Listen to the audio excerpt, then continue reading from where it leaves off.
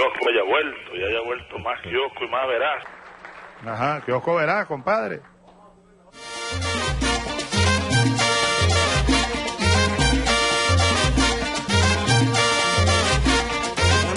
No me digan más, este canto venía andando, sí, soy de la ciudad, este canto venía del campo, elegante.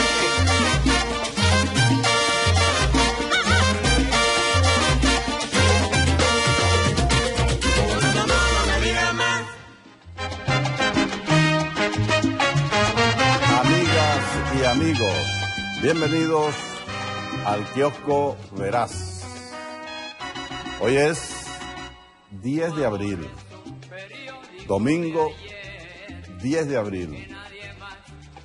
Bueno, realmente estamos en la semana para conmemorar y recordar, para que nadie olvide lo que ocurrió hace 14 años, en 2002. 11, 12 y 13 de abril. 3 días y una semana que marcó la historia contemporánea de Venezuela, inicios del siglo XXI, y un golpe de Estado que derrocó por unas 48 horas al comandante presidente Hugo Rafael Chávez Frías. Y un día como hoy, 10 de abril, estuvimos en la Asamblea Nacional. Nosotros no éramos diputados en ese entonces y la Asamblea estaba presidida por William Nara. No éramos diputados, pero estábamos allí porque nos tocaba presentar a una gloria venezolana, de la música venezolana, al maestro Alirio Díaz, que estaba cumpliendo 80 años y la Asamblea le rendía un homenaje nacional. Allí estuvo el maestro Alirio Díaz con su guitarra, con todo su virtuosismo, acompañado por la Orquesta Sinfónica Municipal dirigida por Carlos Riazuelo. Y bueno, era 10 de abril y yo le sugerí al presidente de la Asamblea, en ese entonces, nuestro querido camarada William Nara, que por lo pesado del ambiente y los rumores que existían, en una situación donde parecía que los hechos se precipitaban, que había que suspender ese acto. Me dijo que no, y no se suspendió. Y le hicimos el homenaje al maestro Alirio Díaz, y al día siguiente pues se perpetró el zarpazo contra la Constitución de la República Bolivariana de Venezuela, y asumió el poder el representante de Fedecámara, este señor que está aquí, Pedro Carmona Están. Aquí está la foto de la cerca. Vamos a acercar la foto de el que a quien le tocó, pues, estar al frente de la dictadura que se instauró por 48 horas. Y casualmente, las primeras visitas que recibió Carmona Están, una vez que llegó a Miraflores, fueron la del embajador de España y la del, en ese tiempo y la del embajador de Estados Unidos, Chapiro. Ellos dos fueron a Miraflores a darle instrucciones al entonces dictador.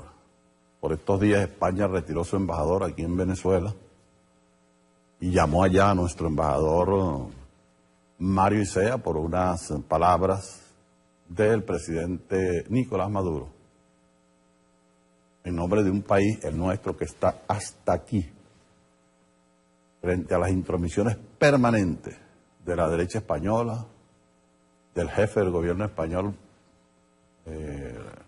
Mariano Rajoy, y que cuando se le da respuesta desde aquí, entonces realmente arman un escándalo, se sienten ofendidas, cuáles tales, porque como bien me dijo Nicolás Maduro, piensan que Venezuela todavía es una colonia de la corona española.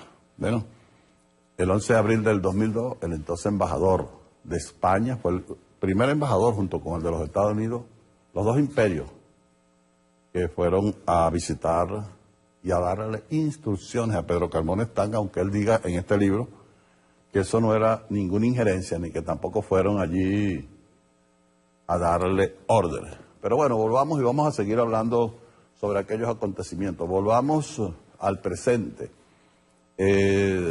Ha sido muy comentado en los medios un acuerdo unánime al que se llegó en la Asamblea Nacional a raíz de un exhorto que hizo el Papa Francisco sobre la situación en Venezuela, y él hizo un llamado a la cultura del diálogo, a la cultura del encuentro. Y entonces parece que allí nos abrazamos y, como decía aquel cantante, todo el mundo se agarró de las manos. No, allí hubo un debate y hubo una propuesta de la oposición sobre esas palabras del Papa, que a nosotros nos correspondió desmontarlas para buscar realmente un acuerdo que se correspondiera con el espíritu y con la palabra del exhorto del Papa Francisco. Y estas fueron las palabras que dijimos para desmontar el primer acuerdo que se propuso en la Asamblea Nacional. Allí lo tienen. Muy buenos días. Mire, nosotros, la fracción del Bloque de la Patria, apoyamos en toda su extensión las palabras que el Papa Francisco dirigió a Venezuela en su bendición del Domingo de Resurrección. Pero rechazamos el comunicado que se está proponiendo, el acuerdo, porque ciertamente contradice el espíritu y la letra del exhorto que hace el Papa Francisco. Este comunicado que ustedes presentan en 3 cuartillas tiene más de 30 adjetivos descalificativos.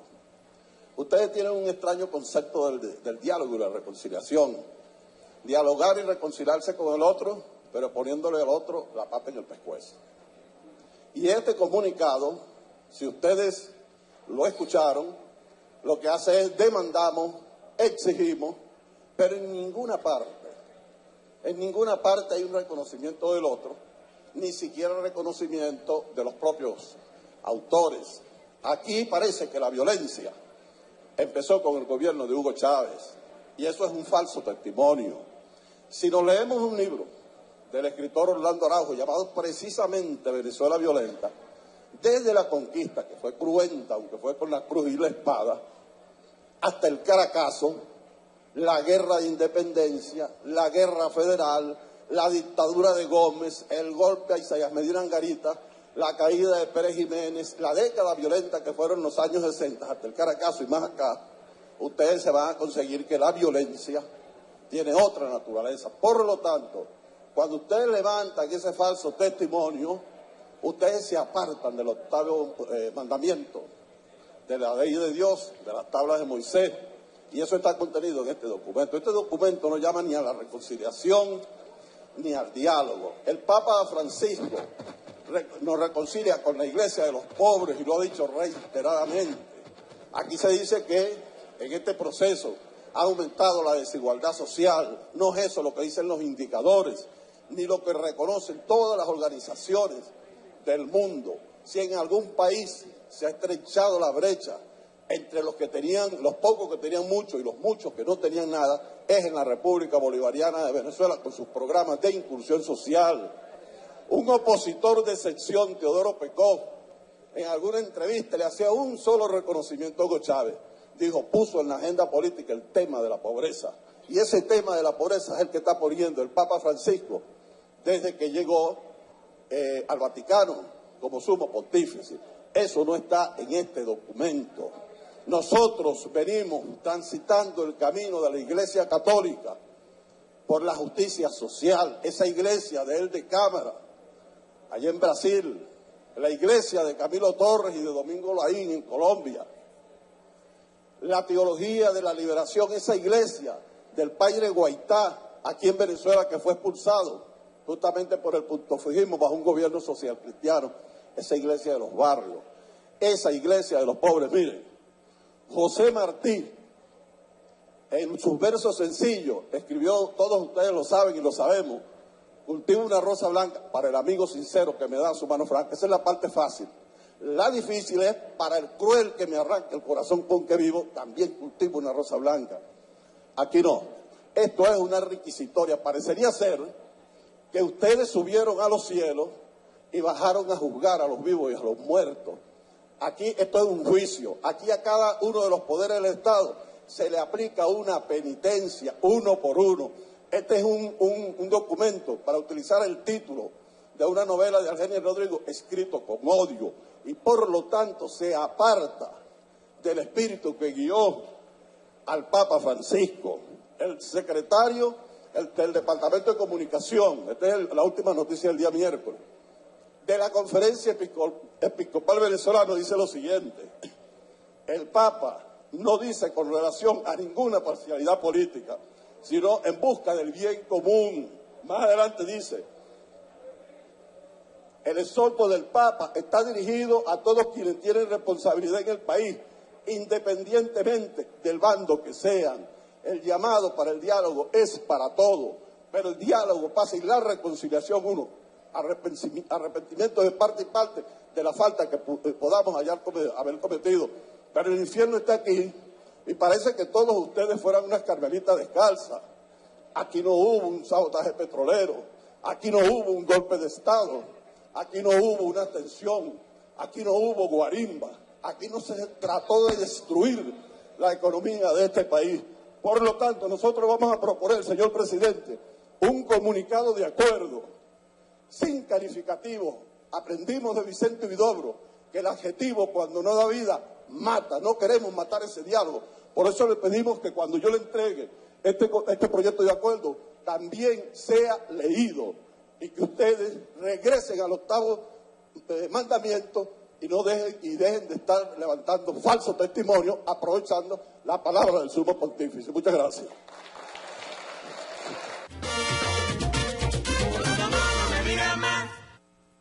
Muy bien, de allí vino un acuerdo que se aprobó entonces en forma unánime, pero hubo un debate. Para llegar a acuerdos tú tienes primero que debatir, y entonces se apoyó el exhorto del Papa Francisco por las dos bancadas que hacen vida en la Asamblea Nacional. Ubicándonos en estas fechas de abril, por estos días apareció una grabación con respecto a la ley de amnesia, que fue aprobada por la mayoría circunstancial de la Asamblea Nacional.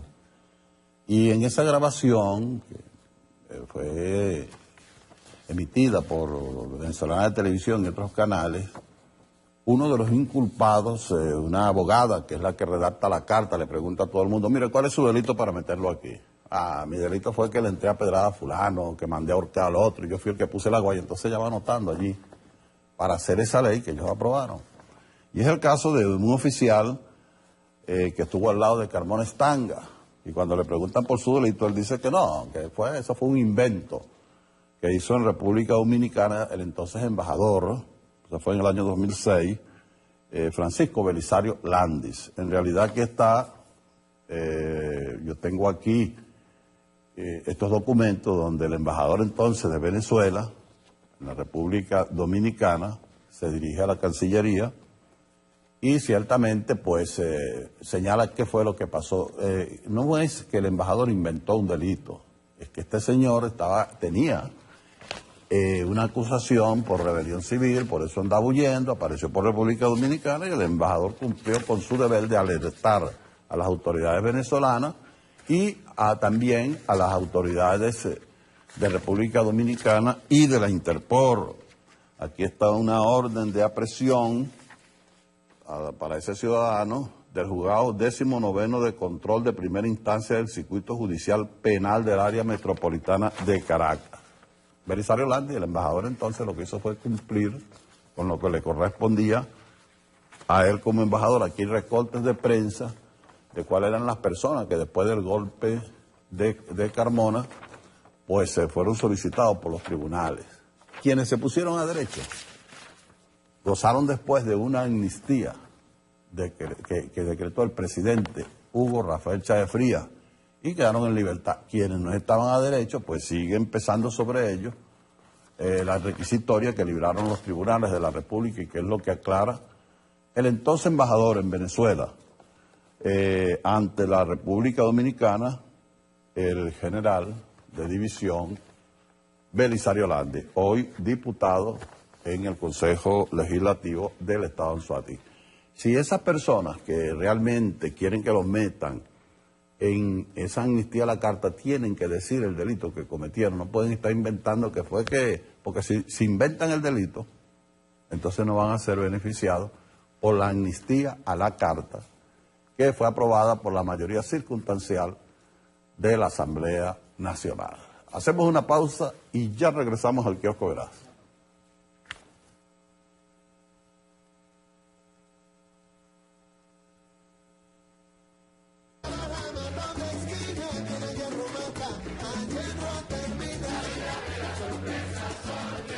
La vida te da sorpresas, sorpresas te da la vida, Rubén Blades.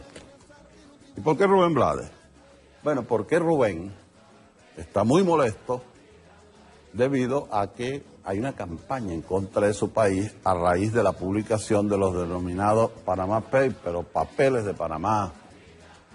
Cuando hubo una campaña atroz contra Venezuela, donde se activó toda la industria cultural del planeta, y se ponía SOS Venezuela en Europa, en los Estados Unidos y en Panamá. Yo estaba en Panamá por esos días, por cierto. Todos los carros pasaban y decían SOS Venezuela. Fue una campaña realmente apabullante a la que se sumó Rubén Blades, porque no conocía muy bien, inclusive, el presidente Nicolás Maduro. Le dijo, bueno, Rubén, si nosotros nos hemos formado con tus canciones, si nosotros lo que estamos haciendo es lo que tú denuncias en esas canciones, que denuncia el imperialismo, la explotación, cómo murieron, pues, en los platanales, los trabajadores, los braceros de Panamá, de Centroamérica. Y un salsero como Nicolás Maduro, pues, le mandó una carta, le escribió a Rubén Blades sobre todas esas cosas. Y ahora le tocó a Panamá y nosotros lamentamos. Y nos hacemos solidarios. Y tiene razón Rubén Blades en cuanto a esa campaña, pero son sorpresas que da la vida. Esos papeles que aparecieron y que fueron divulgados por el mundo a través de un consorcio de periodistas de investigación, que no son de investigación, todo lo contrario, son de omisión, porque ellos reciben los papeles, seleccionan los que deben ser publicados. En el caso de Venezuela, los periodistas que recibieron aquí esos documentos no sacan aquellos que tengan que ver con la oposición. En esos papeles no aparece ningún gringo en el mundo, aparece China, Rusia, precisamente los países emergentes que enfrentan la política hegemónica de los Estados Unidos. Pero bueno, sorprendieron a Rubén Blades. Así son los tiburones, Rubén. De otro lado están las sardinas. Y nosotros queremos denunciar, pues estaba viendo aquí una información en la última noticia de ayer. Violan tumba de la madre de Diosdado Cabello. Esta gente está llegando a extremos de odio increíbles. Profanaron allí en Maturín, en el Furrial, fue en el Furrial, estaba en Monaga, la sepultura de la mamá del camarada Diosdado Cabello, donde también está su hermano, y eso lo denunció Jorge Rodríguez en su programa, La Política en el Diván. Yo creo que hay que hacer un llamado para que esta gente ciertamente no siga llegando a esos extremos, porque el caso de este libro, Mi testimonio ante la historia de Pedro Carmona Estanga, es que este golpe es un golpe continuado.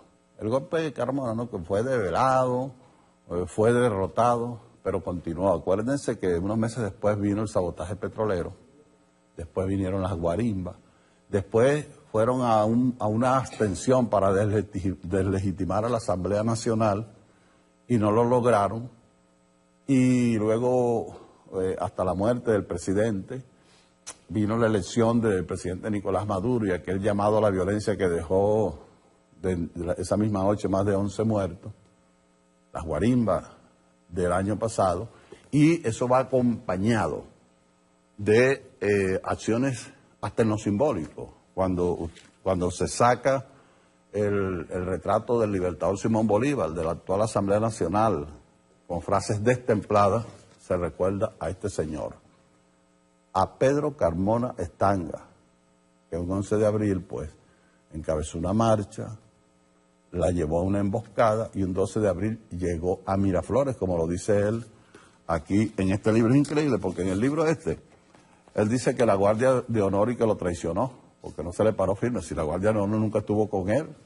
Entonces dice la actitud traicionera. Y otra parte donde dice, esto fue el 13 de abril. El 13 de abril el embajador gringo y el español estuvieron allá en Miraflores.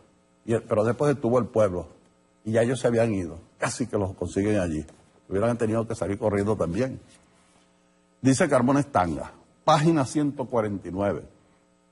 A las 9 de la mañana atendí en el despacho presidencial a los embajadores de los Estados Unidos, Charles Shapiro, y de España, Manuel Viturro de la Torre, quienes desde el día anterior habían tratado sin éxito de establecer contacto telefónico. Dice que no pudieron comunicarse porque Chávez y que rompió los teléfonos antes de irse y los dejó incomunicados. No tenían telefonía móvil para comunicarse y por eso él los recibió. Y dice, Telefónica, ante la congestión y desprogramación de las centrales telefónicas de Miraflores, controlada por la Guardia de Honor. Esa Guardia de Honor fue la que él dice que lo traicionó. Él dice que solo en la hora de la noche él pudo entrevistarse con estos señores y aclara que eso no fue ninguna injerencia ni de los Estados Unidos ni de España, sino un reconocimiento a él como demócrata del nuevo gobierno. Bueno, es la Carmonada como expresión fascista se sigue.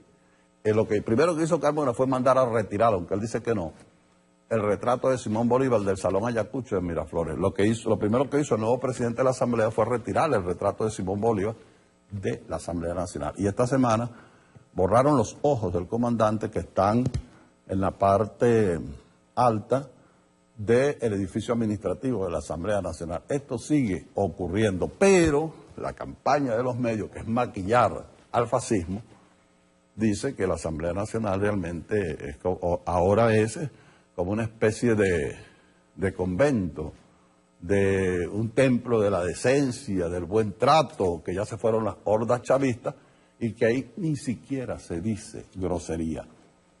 La gente traviesa de aquí, de producción de este canal, hizo un micro titulado La Asamblea Nacional en Pelota, para que ustedes vean este lugar de purificación, de encanto y de buenas palabras. Allí lo tienen. Escandalosas Kiosco Verás presenta la Asamblea Nacional en Pelota. Un conmovido libretista de televisión escribió una crónica lacrimosa y lacrimal sobre la nueva Asamblea Nacional. Tan nueva que está presidida por el máximo exponente vivo del viejo punto fijismo. El casto y a la vez libidinoso autor de telenovelas entrevistó a una vestal funcionaria de la Asamblea Nacional que le hizo una revelación sorprendente. Ella dijo: aquí ahora se dan los buenos días y no se dicen groserías. No, señor. El inspirado guionista se emocionó más cuando la casta y vestal funcionaria le informó que ahora tienen un manual de Carreño, no de Pedro, del otro Carreño, que instruye hasta dónde se deben llevar las faldas. Prohíbe las cholas y zapatos tenis. Establece lo aceptable de los descotes porque sin tetas no hay paraíso, pero con tetas se va al infierno. Prohíbe en el trato diario las expresiones como mi amor, mi vida, mamita, papito, papa, corazón, papi, mami, papacito, mamacita y otras palabras insinuantes que corrompen el lenguaje, perturban el trato, alteran el ánimo y ponen los ojos puyúos.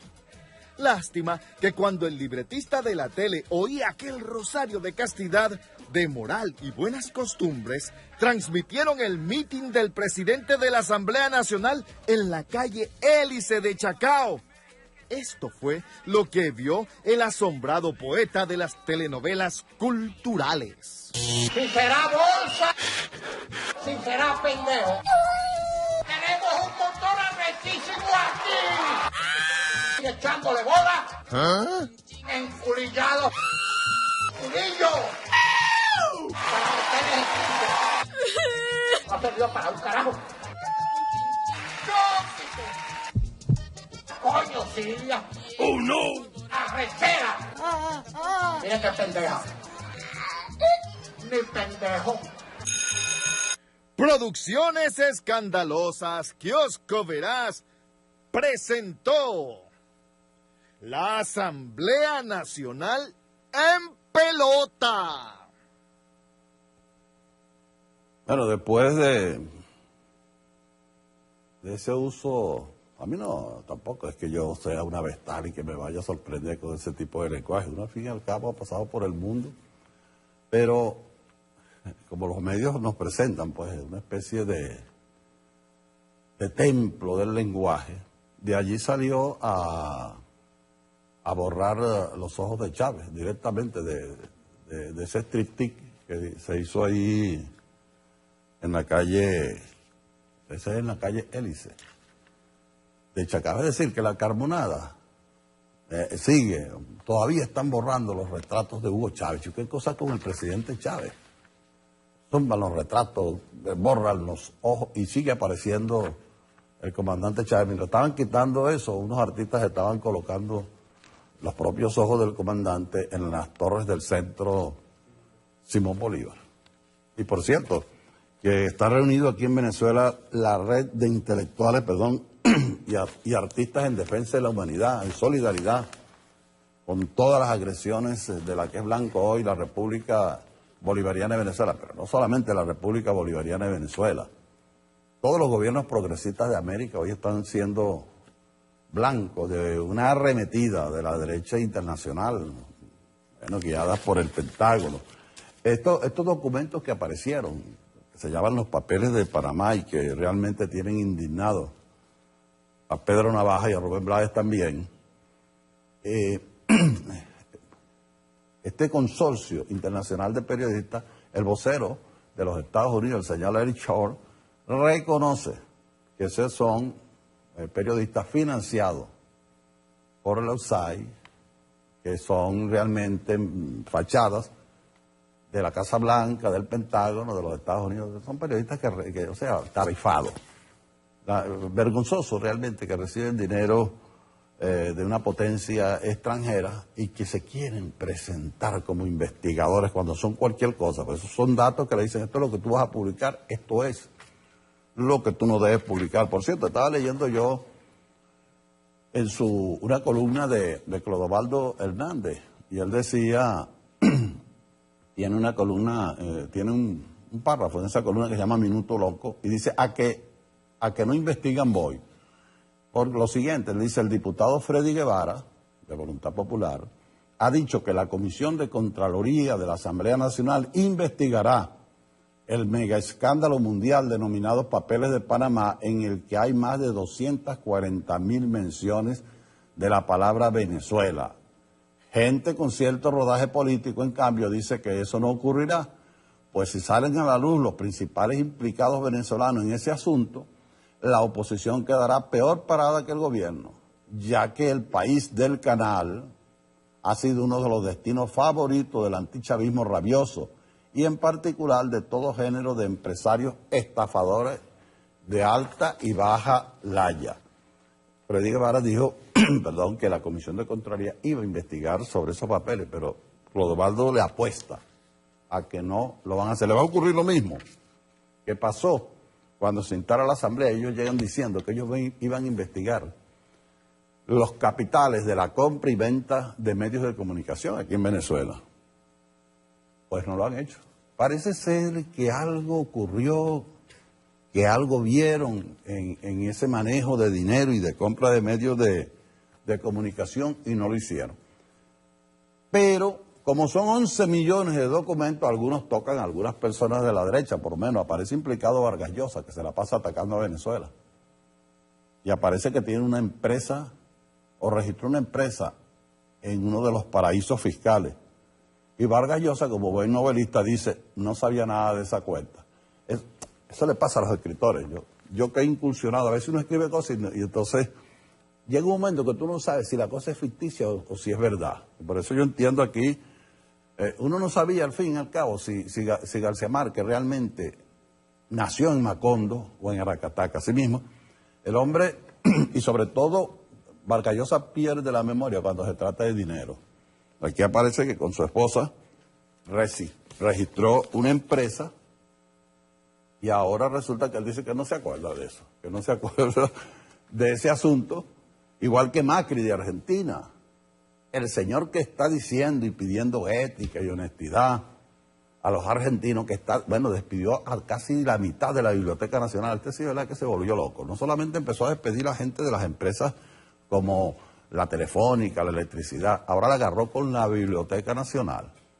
Ojalá no le dé por sacar los libros de allí a este representante de la derecha, Mauricio Macri. Pero lo cierto es que el señor tiene sus reales también en paraísos fiscales. Y los paraísos fiscales pues, existen para que tú laves dinero, capitales, para que tú no pagues impuestos en tu país y para otro tipo de tramposería, donde Rubén Blades dice que su país no es así. Por cierto, en Estados Unidos hay estados que tienen paraísos fiscales, como Dakota, como Nevada, pero los Estados Unidos no revisan sus propios estados, ellos certifican a los otros y denuncian a los otros, pero no lo que ellos están haciendo allí adentro con esta gran lavadora que ahora un grupo de periodistas venezolanos están tratando de lavarla para que no salpiquen a la derecha. Ya algunos de venezolanos de la Mesa de la Unidad empiezan a aparecer en los paraísos fiscales y en los infiernos también. Hacemos una pausa y ya regresamos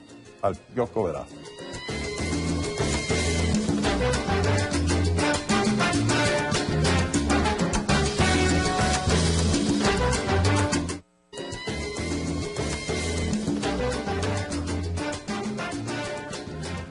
Sorpresas te da la vida, Rubén. La vida te da sorpresas.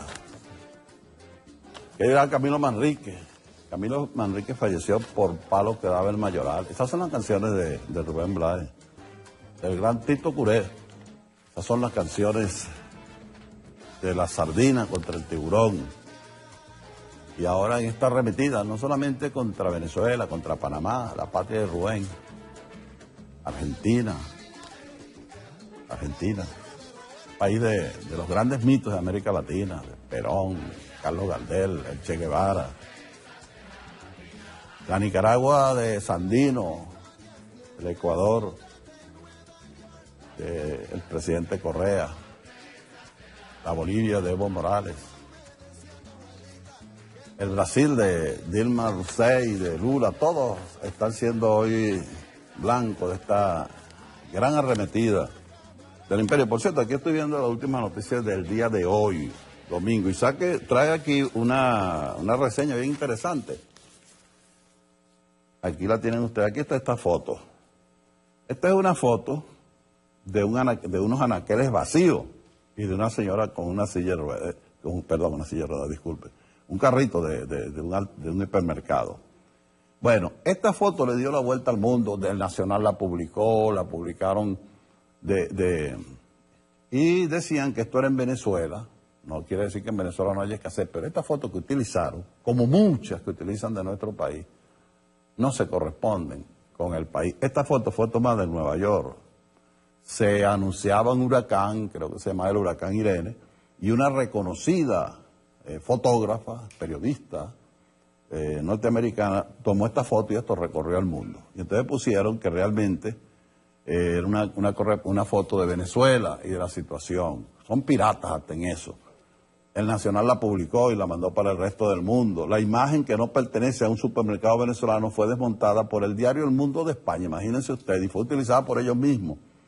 Decenas de medios internacionales y portales informativos han manipulado el tema del desabastecimiento en Venezuela con una imagen tomada en Nueva York. La foto fue modificada y la periodista, que se llama Alison Joy de Nueva York, dijo, bueno, ella protestó que se haya utilizado su trabajo para hacer campaña contra un país y dijo que además eso era estúpido. Y como ustedes saben, la estupidez es peor que un crimen. En última noticia de hoy, en los portales como Aporrea, está desmontada. Esto es parte de una gran campaña en contra de la República Bolivariana de Venezuela. Yo estoy llegando de la mesa de Guanipe. Estuvimos en el sur de Anzoátegui. Este viernes acompañamos al defensor del pueblo, a Tarek William Saad. Justamente se hizo un acto para conmemorar todos estos días, todas estas semanas del golpe de Estado contra el presidente Hugo Rafael Chávez Frías. No se deben olvidar estos hechos recientes. Allá el orador de orden y el Consejo Municipal de San José de Guanipa fue el defensor del pueblo, Tarek William Saad, que de paso, ustedes recuerdan que fue detenido siendo diputado y teniendo inmunidad parlamentaria. La derecha no cree en eso. Fue detenido y llevado al SEBIN por aquellos días. Allá en el sur de Anzoátegui, Rafael Hurtado Bravo me regaló este libro. Es la 5ª edición de la masacre de Cantaura. Aquella masacre cometida en la Cuarta República, una de las tantas. Está la masacre de Yumares, luego la del Amparo, tantas realmente carnicerías que se provocaron en aquellos años cuando éramos felices, según dicen ellos, y se respetaban entonces los derechos humanos. Rafael Hurtado Bravo, la masacre de Cantaura. Por eso veníamos de allá de Anzoátegui, que se vienen realmente haciendo actos sobre aquel zarpazo a la democracia. Y por eso este libro del señor Pedro Carmona Estanga, que siempre, él dejó este testimonio a su manera, lo que él vio, lo que él hizo, la gente que le aduló. Él se extraña porque él dice que cuando llegó al Salón Ayacucho, el Palacio Miraflores, allí había demasiada gente y que había muchos coleados.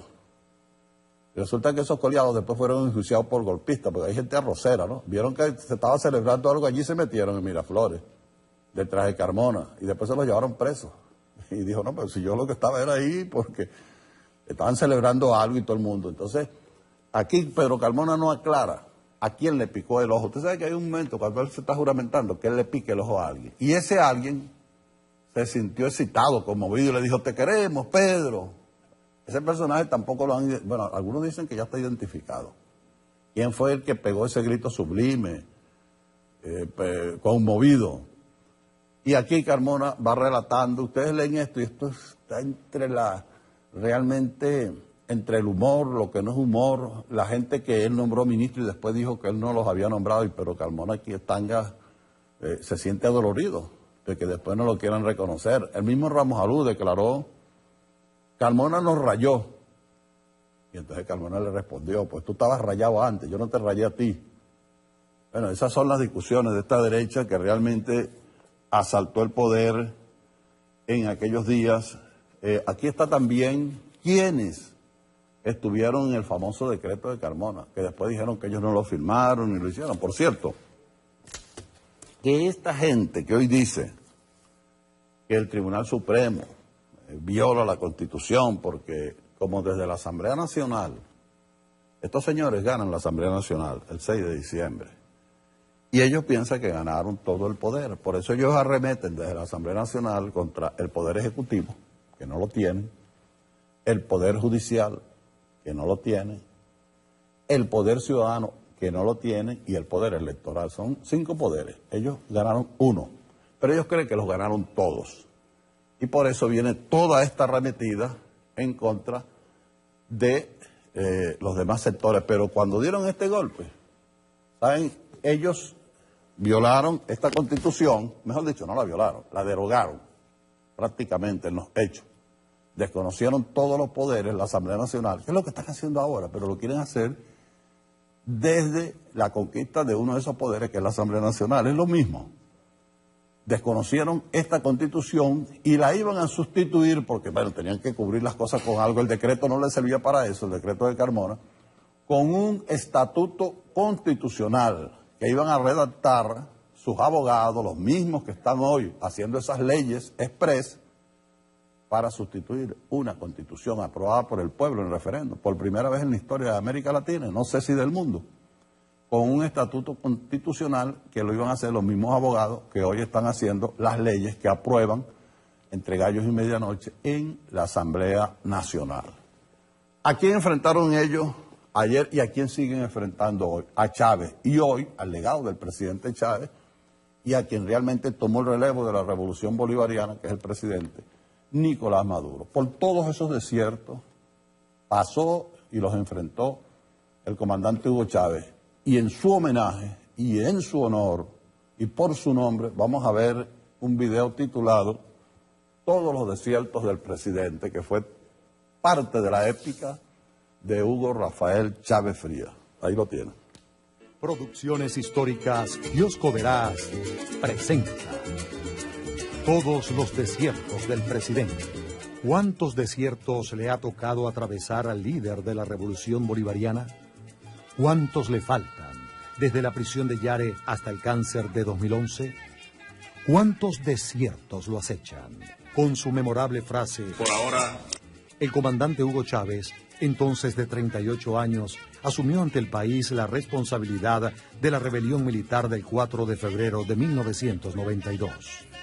Pero también, con esas dos palabras, el joven oficial abrió las puertas de un presidio de 2 años allá en la cárcel de Yare, allá donde la luna plasmada en un lienzo no anulaba el desierto ni la soledad, pero tampoco los sueños. En 1994 sale de prisión. Inicia entonces una larga cruzada concientizadora por todo el país, sin maquinaria y sin recursos. Los albores de 1998, año electoral, lo reciben con la burla hecha a estadísticas de las encuestas.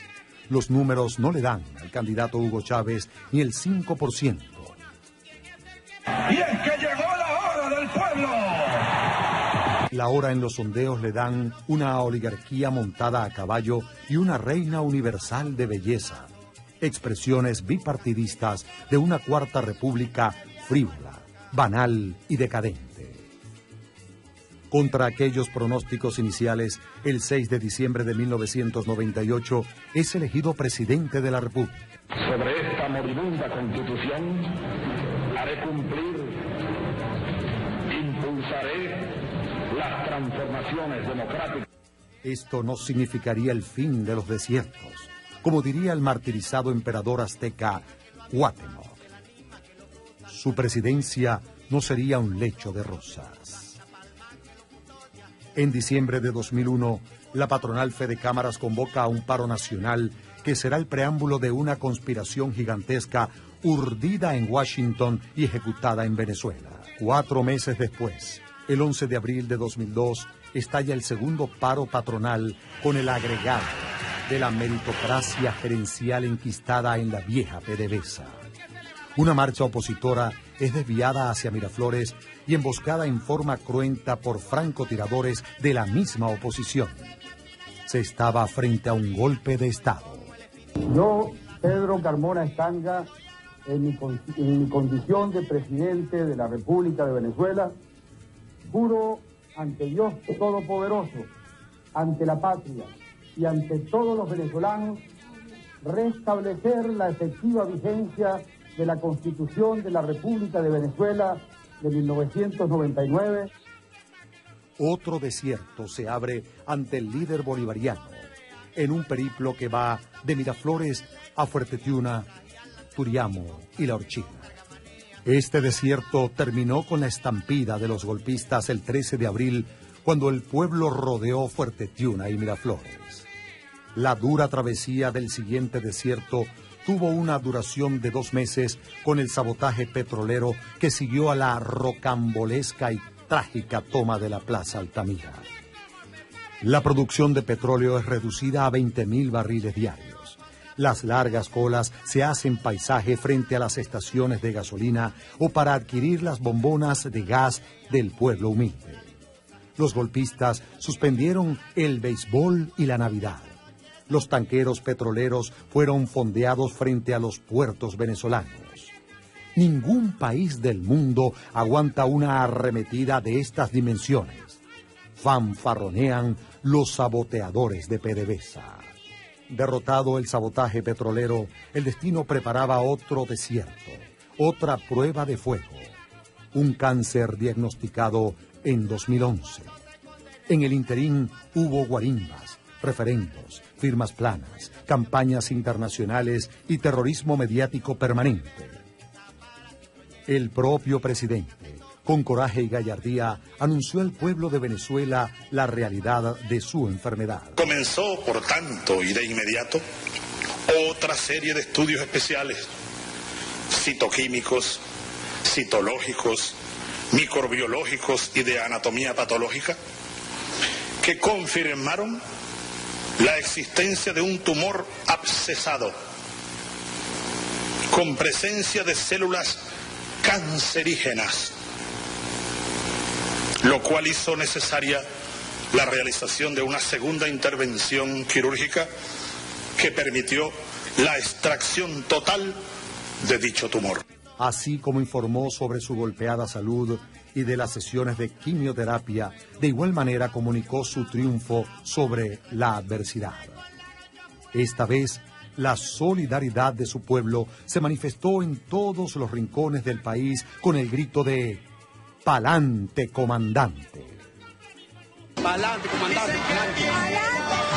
¡Pa'lante, comandante! ¡Pa'lante, mi comandante! ¡Pa'lante, comandante! Aquel joven oficial que hace 20 años, el 4 de febrero de 1992, lanzó su glorioso Esta vez elevó a los cielos de la patria la consigna que su pueblo hizo suya de él. Por ahora y para siempre viviremos y venceremos. Muchas gracias. Hasta el retorno. Vámonos para allá, en su espalda y también su pensamiento. Vámonos para allá, vamos a su encuentro. Vámonos para allá.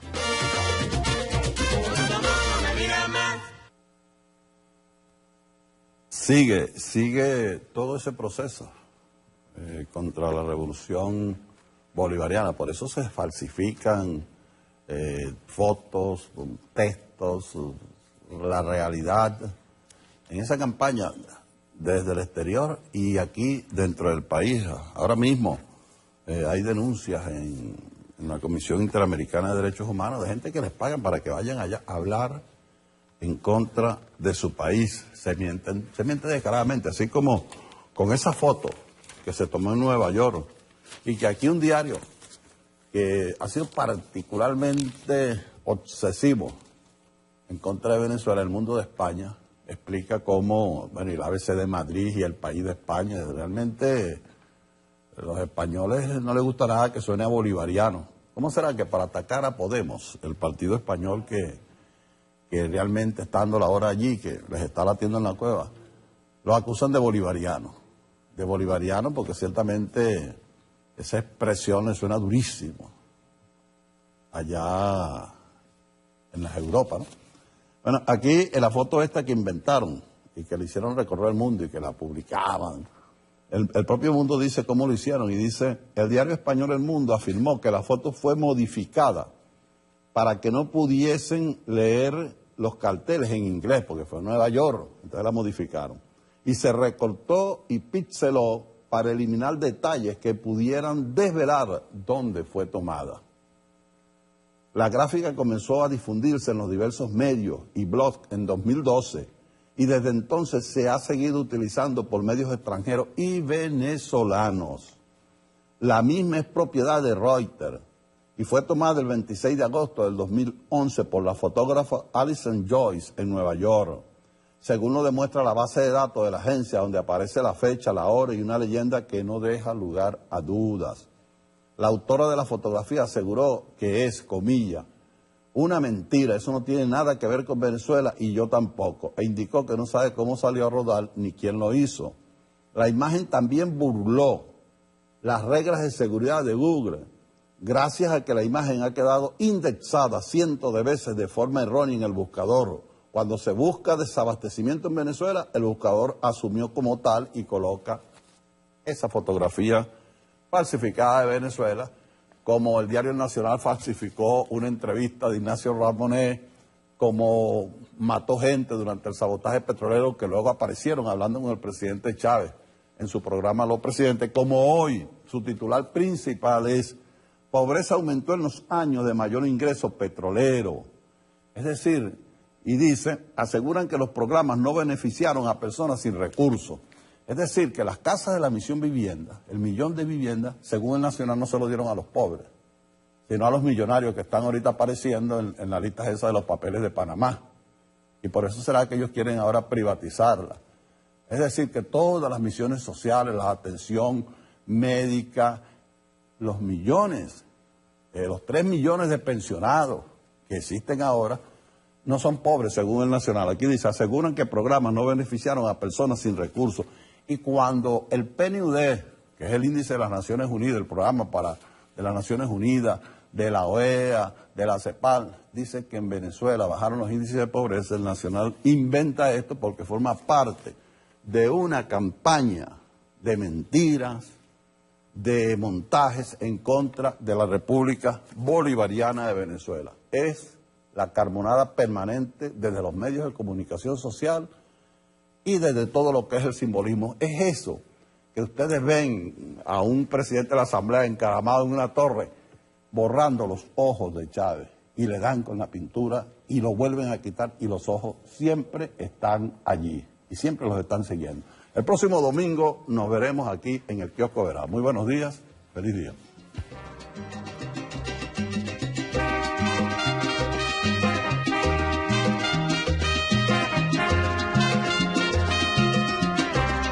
Pido aquí para el Kiosco Verá.